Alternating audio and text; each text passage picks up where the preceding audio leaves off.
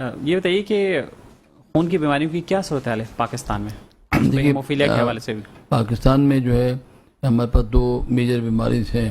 جس میں ایک تو تھیلیسیمیا ہے، جس پہ آپ لوگوں نے بہت زیادہ جو ہے پروموٹ کیا اس کی اویئرنیس کو،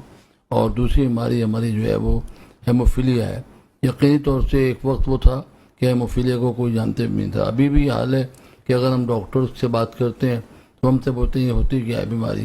تو اس لیے اس کی وجہ یہی ہے کہ نہ ہمارے کسی نصاب کے اندر اس کو دیا گیا ہے، اور نہ اس سلسلے میں گورنمنٹ کوئی سیمینار یا ورکشاپ وغیرہ ارینج کرتی ہے۔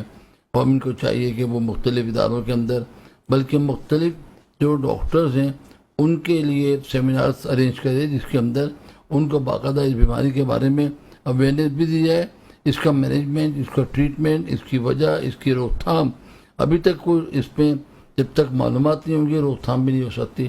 تو اب اس وقت بہت سا ضرورت ہے، اور اس وقت ہیموفیلیا جو ہے وہ کیونکہ اب یہ سوسائٹی نے جو کام شروع کیا ہے جب سے، اور ایک آرگنائز وے میں کام شروع کیا ہے،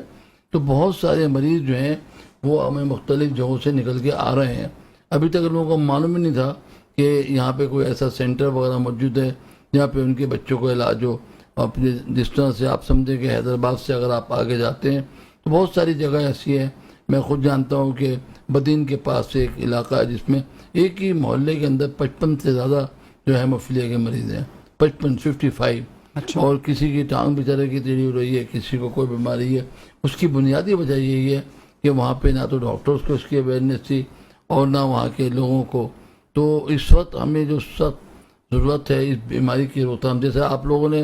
بہت زیادہ ساتھ دیا تھیلیسیمیا کی پریونشن میں، تھیلیسیمیا کی اویئرنیس میں، یہاں تک کہ اسمبلی تک آوازیں گئیں، تو اسی طرح اور گورنمنٹ نے بھی اس میں حصہ لینا شروع کیا۔ اسی طرح سے اس وقت کی بہت سخت ضرورت ہے کہ جس ہیموفیلیا کے مریضوں کا بھی ہم، حالانکہ تعداد میں وہ زیادہ ہیں، لیکن اگر ان کی کمپلیکیشن دیکھی جائے جو ان بچوں کی ہے، وہ تھیلیسیمیا کے مریضوں کو اتنی کمپلیکیشن نہیں ہوتی جتنی کہ ہیموفیلیا میں ہوتی ہے۔ اس میں یہ ہوتا ہے کہ اگر صحیح علاج نہیں ہو، یقینی طور پہ کسی کا جوڑ ٹیڑھا ہو گیا، کسی کے چلنے میں مشکل ہو رہی ہے، اور بڑی آسان سی بات ہے اس کو سمجھنا جو ہے کہ اللہ تعالیٰ نے جو ہمارے خون کے اندر، ہم خون کو ایک لال پانی سمجھتے ہیں، جبکہ اس کے جو حصے ہیں red cell, white cell, platelet, اسی طرح پانی والا حصہ ہے۔ اللہ تعالیٰ نے اس پانی والے حصے کے اندر جو چیزیں پیدا کی ہیں، جو ہم کھاتے پیتے ہیں، کاربوہائیڈریٹ ہے، پروٹینز ہے، اس منرلز ہیں، نمکیات ہیں، اور اسی طرح سے ایک چیز پیدا کی ہے جسے ہم فیکٹرز کہتے ہیں، یہ ہمارے پانی والے حصے میں ہے۔ جس طرح سے کہ اگر کہیں ہمارے جسم کے اندر، کہیں پہ ہماری گاڑی کے اندر یہاں پہ سوراخ ہو جاتا ہے سائلنسر وغیرہ میں، تو ہم ایک بتی لیتے ہیں اور ایک راڈ ہوتی ہے جس سے اس کو ٹاگا لگایا جاتا ہے۔ اللہ تعالیٰ نے ہمارے جسم کے اندر ہی ایسی چیز پیدا کی ہے، اس نے کہا نہیں تمہیں ضرورت نہیں ہے۔ تو اس کے اندر جو لگانے والی چیز ہے بتی کی، جو وہ ہے پلیٹلیٹس، پلیٹوں کی طرح سے ہوتی ہے۔ اگر جیسے شیف سے کٹ گیا، پلیٹیں خود بخود آتی ہیں خون میں، وہ یہاں آ کے چپک جاتی ہیں، لیکن اب ان کو چاروں طرف سے سیل کرنے کے لیے اللہ تعالیٰ نے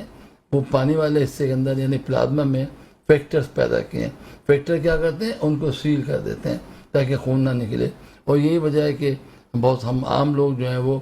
کبھی چھری لگ گئی، کبھی کوئی ایسا، تو دبانے سے خون بند ہو جاتا ہے۔ تو یہ اللہ تعالیٰ کی فبأي آلاء ربكما تكذبان، اس نے ہر چیز کے انتظام کے ساتھ ہمیں بھیجا ہے۔ تو اس وقت ہمیں لوگوں کو اس کی آگاہی کی بھی بتانا ہے کہ دیکھیے یہ اب مسئلہ یہ ہوتا ہے کہ اس کی ڈائگنوسس وغیرہ، اس کی معلومات کے بارے میں لوگوں کو نہیں معلوم۔ ایک زمانہ تھا کہ لوگ بچے پیدا ہوئے، انہوں نے گئے مسلمانی حجام کے پاس گیا، اس نے ایک دم جو ہے اس طرح پھیر دیا، بعد میں وہ خون بند ہی نہیں ہو رہا۔ جب بعد میں آن کے وہ بھاگتے پھر رہے ہیں، اتنے زیادہ سیریس بچے ہو، میں جانتا ہوں کہ کئی بچے تو فوت ہو جاتے تھے اس وجہ سے، خون زیادہ مہینے سے۔ تو وہ اگر پہلے سے ہی معلوم ہو، ہمیں اتنی اویئرنیس ہو، اور ہم ان بچوں کا ٹیسٹ کر لیں